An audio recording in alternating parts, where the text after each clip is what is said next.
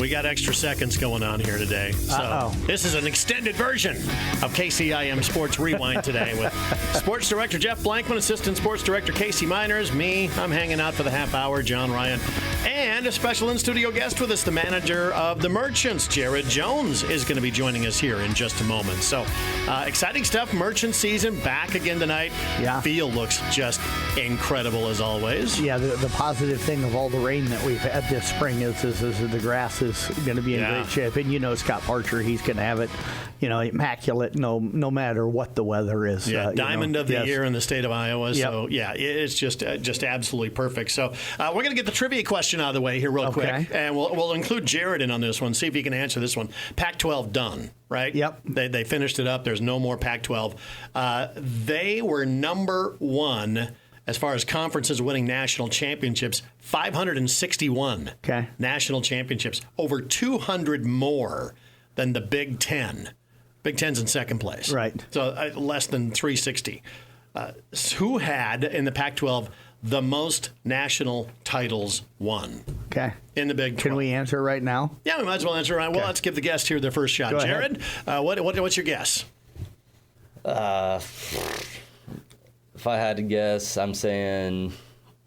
Can I do two? Because I'm kind of torn. No. We are very strict with our rules here. UCLA would be my guess. Nope, not UCLA. I'm going to say Oregon because of track. Nope, not Oregon. Okay. Casey? It's the USC. All of you are wrong. So it's not the three that you think of? Stanford. There you go. Stanford wins all like those sailing and things like that. Okay. And, they've been good in a lot of sports, volleyball for a long time. Yep. Women's basketball. Yeah, women's basketball. They have one of the greats that just retired there, I think. So, there you go. They won the most national titles. They dominated in the individual championships, too. So, no more Pac-12. I think they're really good in tennis, too, if I remember correctly. So kind of sad to see. I mean, the Pac-12 was one of those things. There were some really cool schools like USC, UCLA out there. They used to have great rivalries. I don't know how they're going to do in the Big 12. Jared, what's your thought on them, the college realignment? Do you follow that a lot? I do. Kind of like I was, telling you guys earlier. Big Oklahoma State fan, so I like to see how the Big 12 does, every single year. So since we're losing OU and Texas to the SEC, they went out and got Arizona State, Colorado, and then this year, obviously, with the four new teams that we have, it's honestly, it's insane. It's a lot of moving parts. It's a lot of travel that's going to be had. So I'm honestly interested to see how it all shakes out. How do you think Oklahoma is going to do in the SEC in football? In football, I think they will hold their own. I think the playing field is a lot more even nowadays because there's not as many athletes that are sticking around for all 4 years and the portal and all this kind of stuff going on. So it kind of makes it tough for these teams that we've seen be so dominant for so long. It's kind of hard for me to see it how it's going to keep going that way. But at the same time, too, I know that, they're going to be fine just like they always are. Without Saban now, too, I don't know what Alabama's going to look like. LSU's a toss-up every year. It just really kind of varies. So it'll be interesting to see for sure. Yeah, Oklahoma will eventually be Oklahoma. I don't think they'll dominate in the SEC, but they'll be just fine. I got a question for you as a guy that probably played college baseball. Yeah. You mentioned the travel. I can't imagine as a college baseball player you'd be looking forward to the type of travel that these mega leagues are now going to be having for you guys. I don't think that. They thought about that, but I don't think they playing at Rutgers. Yeah, and I will say as a Big Ten guy now, and I'm still a Big 12 guy at heart. I will be honest with you, but Rutgers and USC don't belong in the same conference. They just don't. But the travel part of it, as a baseball guy. Would you have enjoyed the travel that these guys are going to have to go through, playing midweek games and everything in conference? See, and so that's something that I never had to do. Honestly, I think before season starts, before conference Right. really gets going, you play a lot of other teams. You go to different places, and I think that part's really cool. Okay. I remember a couple years ago, I watched Oklahoma State. They were hosting Seton Hall, which is a long way from home. Yep. But again, that's it's a pre-conference deal. It's it's supposed to be fun. You're seeing a team you've never seen before, kind of deal. So I think that if that was before conference, that's a really good deal. I think that's really, really cool. But I'm kind of with you. I don't know how the travel is going to be.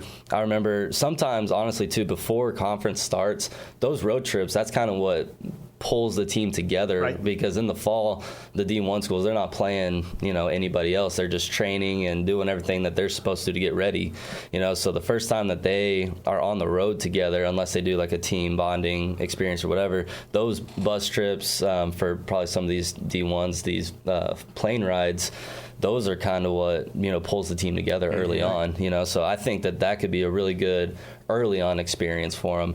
However, as the season progresses, we're talking 30, 40 games in, that could be a whole different story now, Then it gets just irritating, and it causes issues and things like that. Rutgers probably going to be flying out to L.A. to play USC, but I can't imagine USC wanting to fly to Rutgers in March and in early April when the weather's not good, playing an early season Big Ten conference game when the weather's not good. I will say this, though. If you look at it during football season, I don't know if it was who told me this. The 4 new teams for the Big Ten in the months of December to January, they do not go. Yeah. They do not go east. They play each other. I heard that on a podcast that the 4 West Coast teams coming into the Big Ten don't have a cold weather game late in the season this first year in the schedule. So that'll be interesting, because I know that's what everybody as a Nebraska fan. I was sitting here going, give me USC and UCLA. Give them to me late November, and then early December, and see how they like playing in the cold. Enough of the college realignment talk. We got to talk to Jared here. Tell us about yourself, Jared. You're from Oklahoma, you said, Cowboy fan growing up, but talk about your baseball history and all that. Yeah, so obviously, just like everybody else out there, as a kid, was into it. My dad was very big. His favorite player was Ozzie Smith, so naturally the Cardinals. And then, obviously, being from Oklahoma, we don't have anything until recent years to cheer for. Right. Our AAA team that's in Oklahoma City, they changed 3 times in my childhood with affiliates. So that was too complicated. So I kind of just followed my dad and was a Cardinal fan.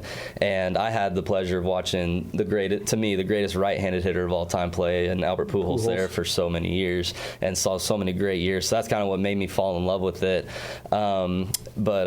Just no wonder he got in good with Jim Allen and the Cardinals. Right? Yeah. So saw Albert Pujols play, fell in love with the game, and just like everybody else, played Little League, got up to high school, played college ball. I was I kind of went all over the Kansas map for sure. Went from east to west to central, and then because of COVID, I didn't get to play my final year at Central, so that's when I went up to Dakota Wesleyan to finish and get my master's up there. So pitched, played everywhere in the field, did not catch, kind of like I was telling you. That was the one thing. You got to tell that story, because this was one that you came really close to pulling off the Ironman thing, you said.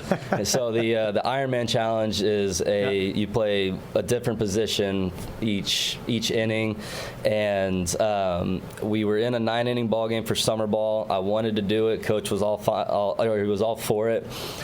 So I get through all the positions. I think I had like 2 or 3 plays in the field, and the one position, like I said, that I did not do ever was catch. And so I go out in the 8th inning with catcher's gear on, and I looked at the umpire and I was like, hey, I've never done this before, so I don't know what I'm doing. I just want you to be prepared.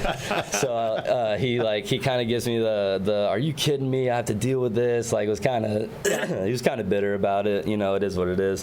So I just kind of kept going with it, and I was like, how do you put this mask on? So I started fidgeting with it. And so So guy also made it even better. The guy on the mound had only pitched once in his life and hadn't pitched in like the last 4 years. So we were just a deadly combo right there, right?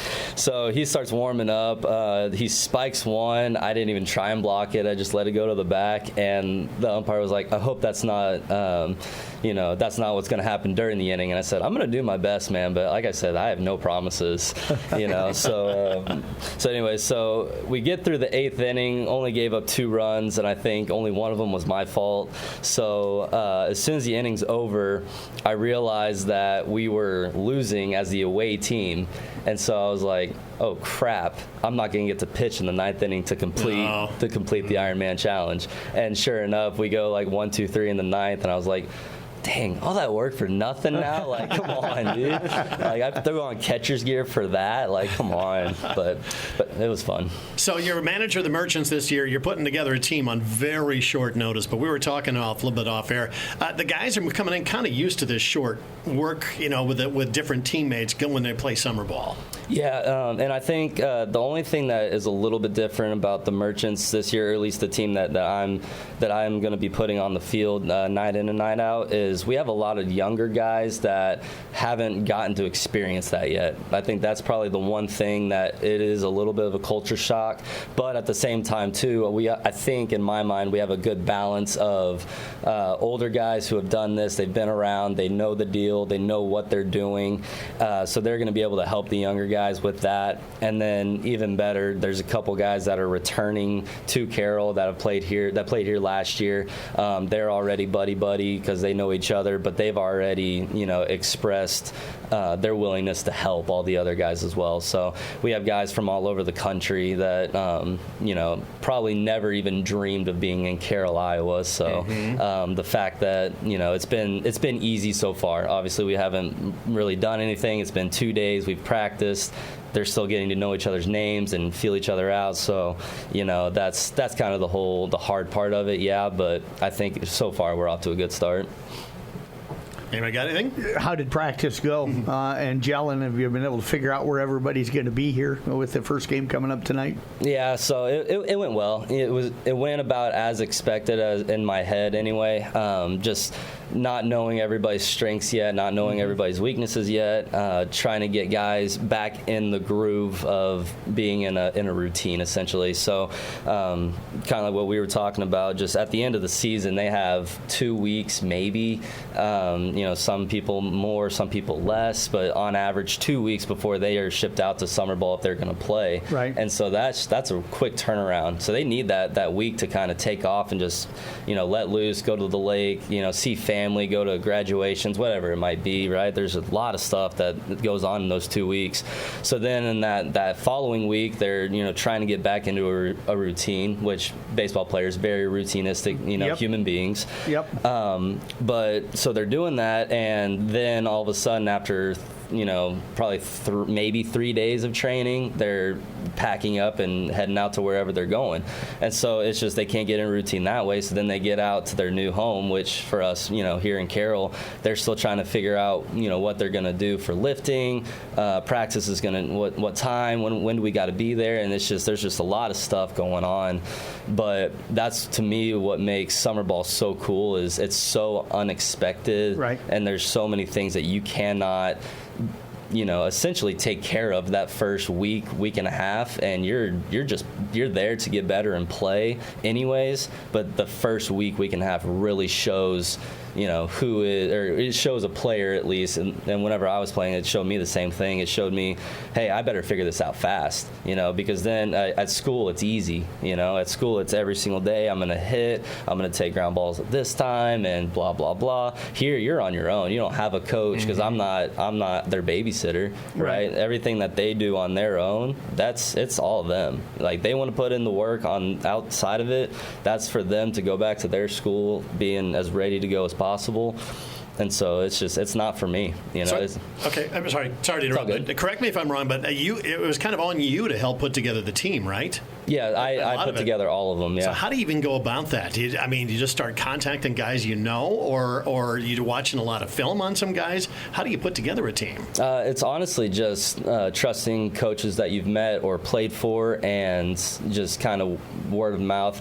I'm not one of the coaches that watches film for summer. I'm kind of one of the ones that says, hey, who didn't get as many innings? Who's going to come in hungry and ready to play and ready to get better? And then once they kind of give me the names, then depending on what position they are, I ask what do they need from me. So as soon as that happens, I've had plenty of coaches send me players, for the past couple of years that I've been doing this, and honestly, the better portion of the players, they come in saying, hey, I'm here to do this, this, and this. Can you help me with this? And I'm like, yep, I got it. Let's go. And so, yeah, just the coaches really just text me, and that's really about it. What's the reaction generally like when you reach out to a kid the first time to see if they want to come to Carroll and play or anywhere else? They probably ask where Carroll's at. Yeah.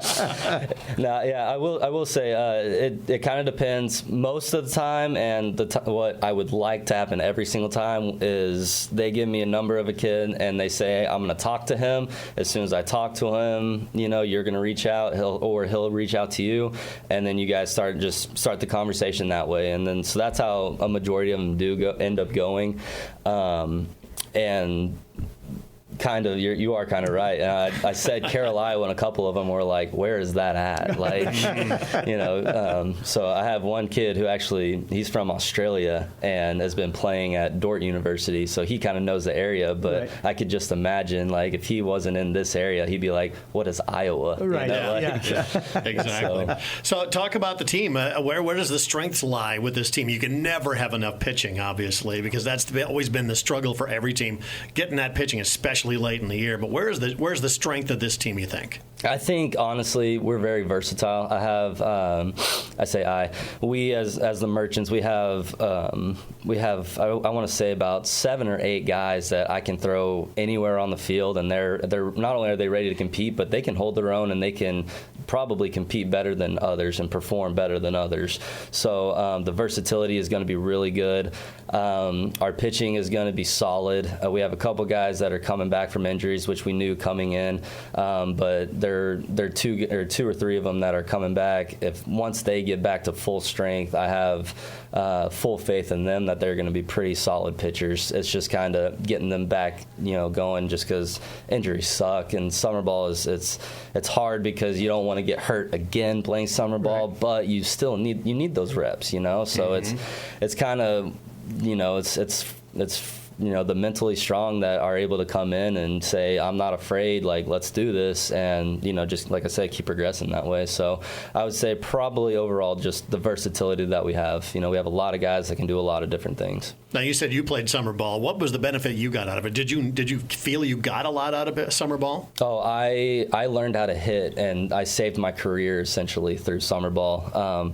I was kind of telling you, in Omaha, my first year, there was a coach, or the coach that we had.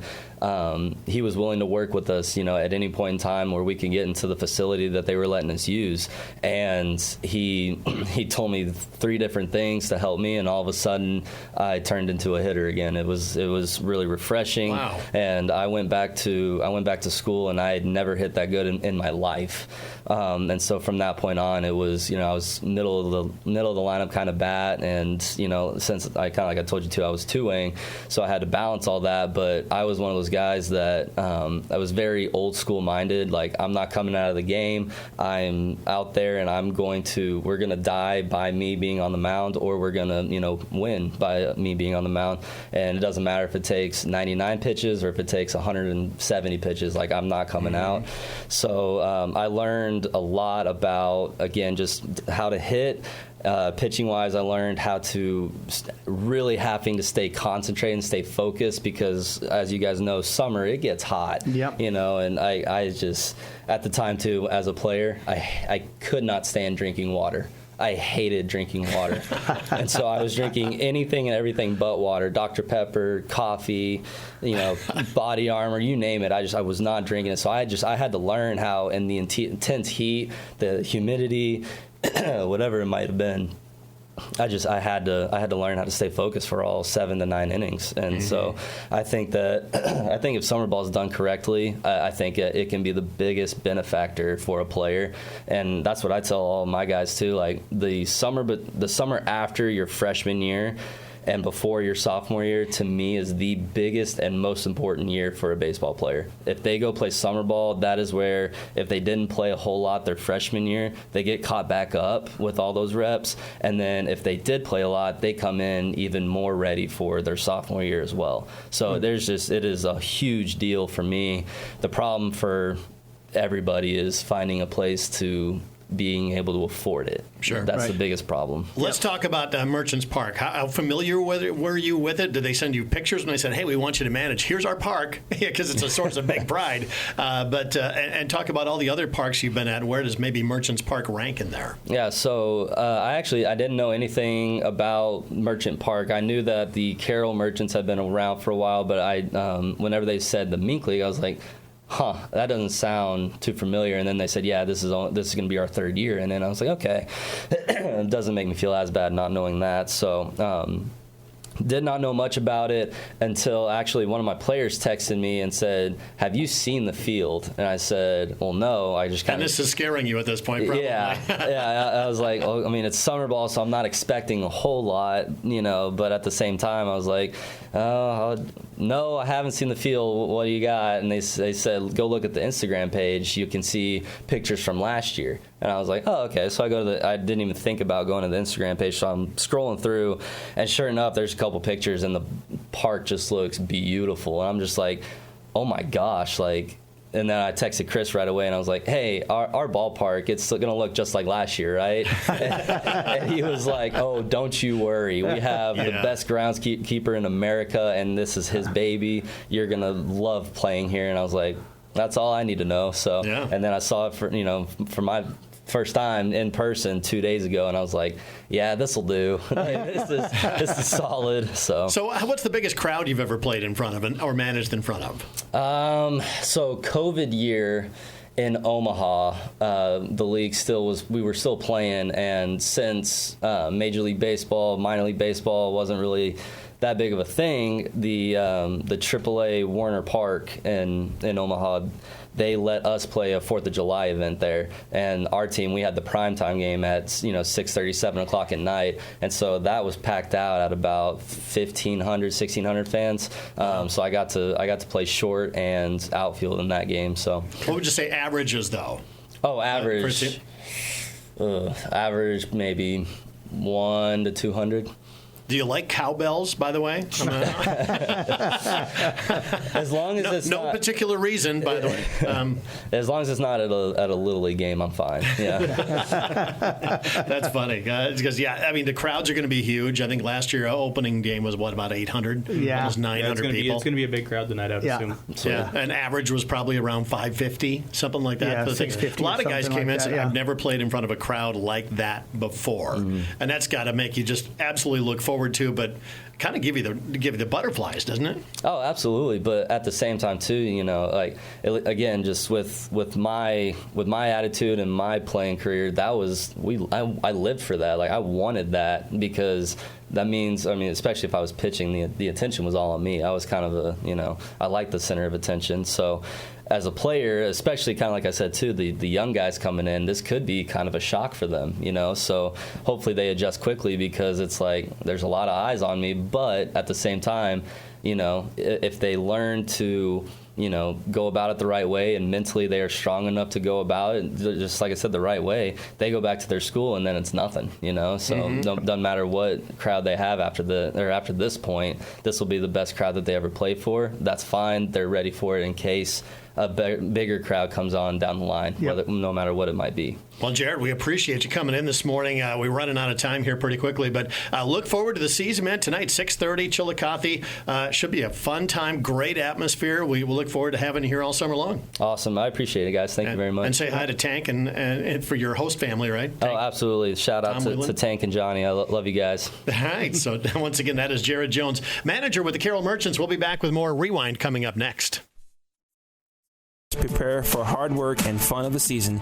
Remember that St. Anthony Rehab Services provides physical therapy for any sports injury that may sideline your member of the team.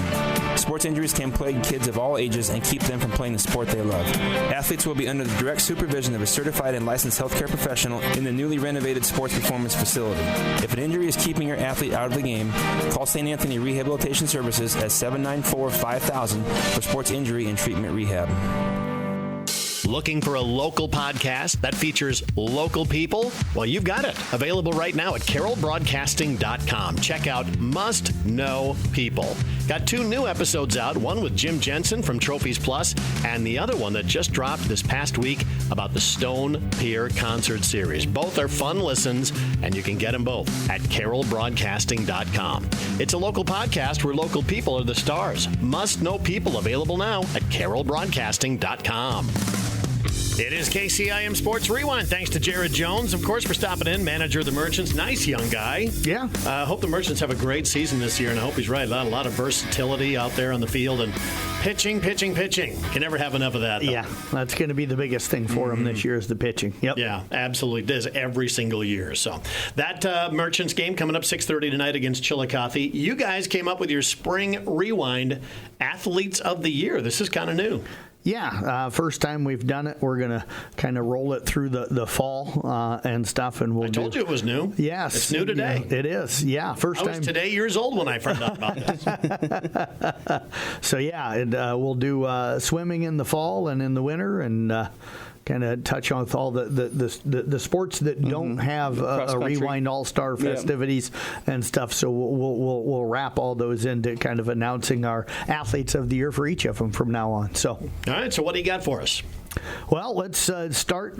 We might as well start with soccer. That's the one that's in front of me. And Casey and I went over to the Ogden softball tournament on Saturday, and we chatted pretty much the entire way back about these. Some of them were fairly easy. Soccer was not.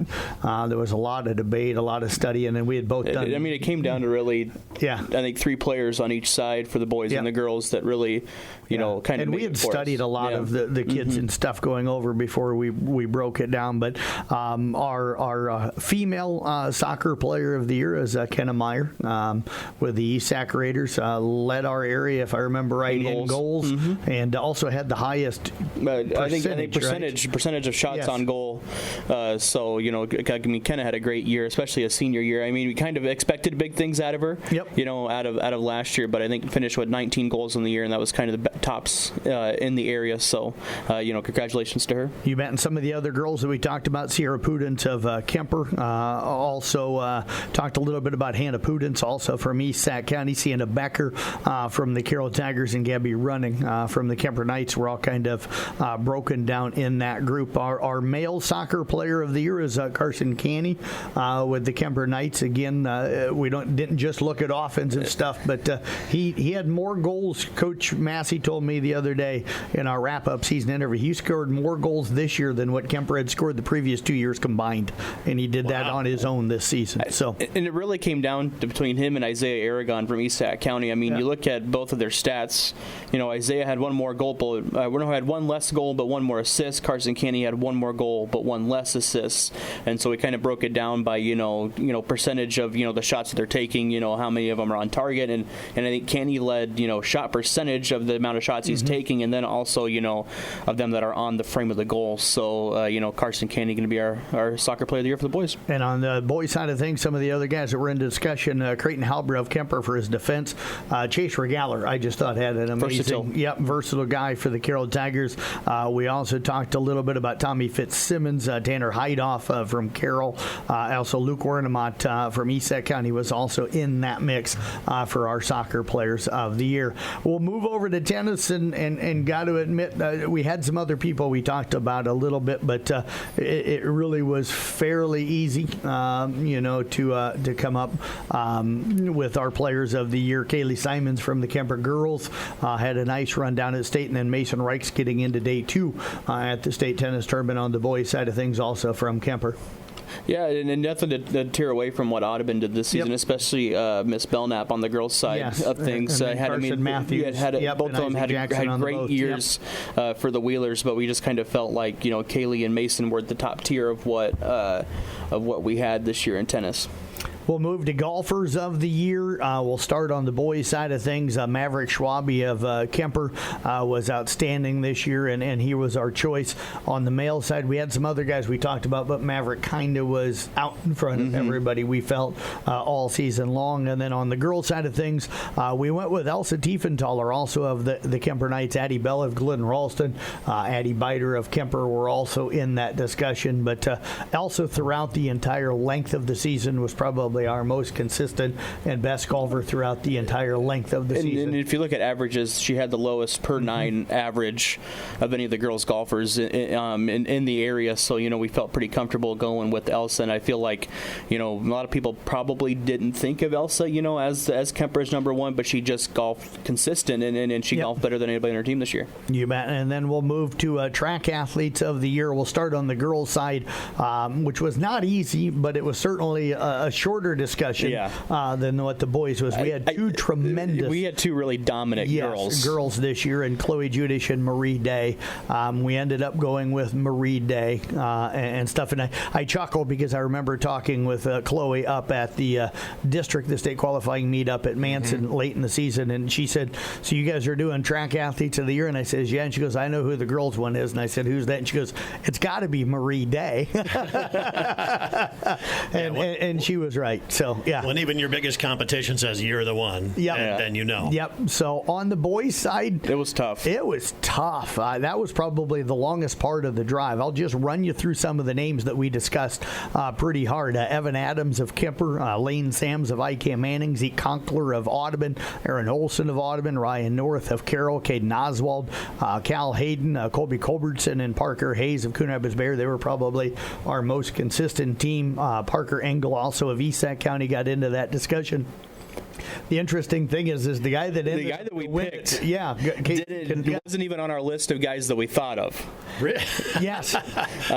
How does this work out then? Well, we were looking at things down. We were just looking at other teams and like who kind of ran the fastest times, and one name kept popping up in relays and individual races. And talking with their coach, he's like, well, yeah, he's our most versatile runner. He runs everything from 100s to 800s. We don't have anybody else in the area that can do that. Right. That can run sprints and then run mid distance. Part of it, he's a four event qualifier down at state. Broke a school record in the 4x2. So congratulations to Abe Polzine. I mean, he ran a tremendous year. And I even kind of thought about it a little bit, and I was like, well, Kyle Vanderhorst, the head coach at IK Manning, when I was talking to him, was like, yeah, Abe's our most versatile runner. Might have been our best runner this year. I mean, he runs everything from 100s to 800s, and I don't know anybody in the area that's got a guy that can do that. That's called a point getter for you. Right there. Yeah. So it's the one thing that's hard with track is you have kids like Abe that really doesn't do individual events very often, is mainly a relay kid, but then you got to look at those and try to compare those to the kids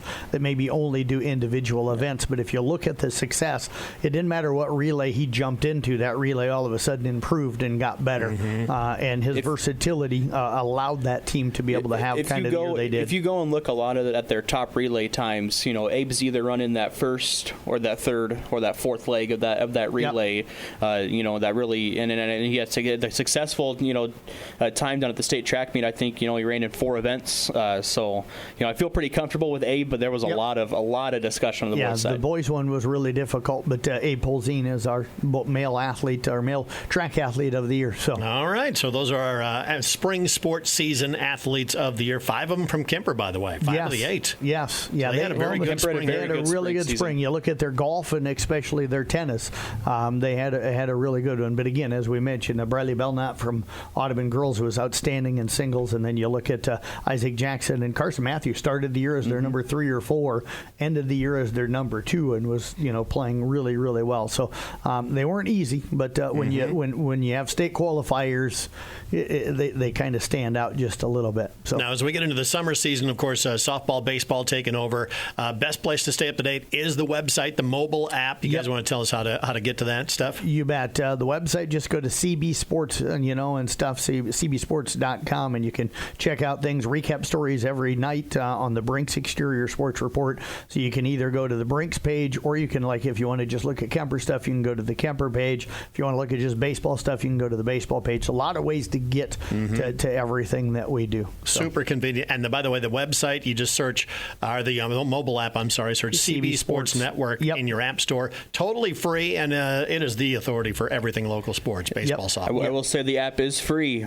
But one of us in here does not have it yet. Yeah, and it's not me.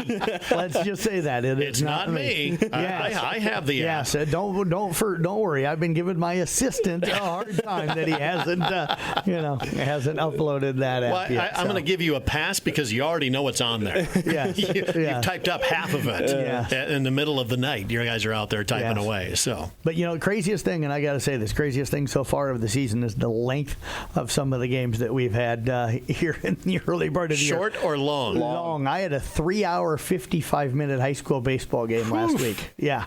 They apparently did not get the memo of shortening games. No. Well, so top it up and have almost a 3-hour game with Manson and Esac. So So hopefully as the season goes on, games will get a little shorter. All right, for your guys' sake, I hope they do. So that is KCIM Sports Rewind. Once again, thanks to Jared stopping in for the manager of the Merchants. Look forward to that opener tonight, 6:30, $5 admission, 12 and under free. Merchants Chillicothe tonight to start off the season at Merchants Park.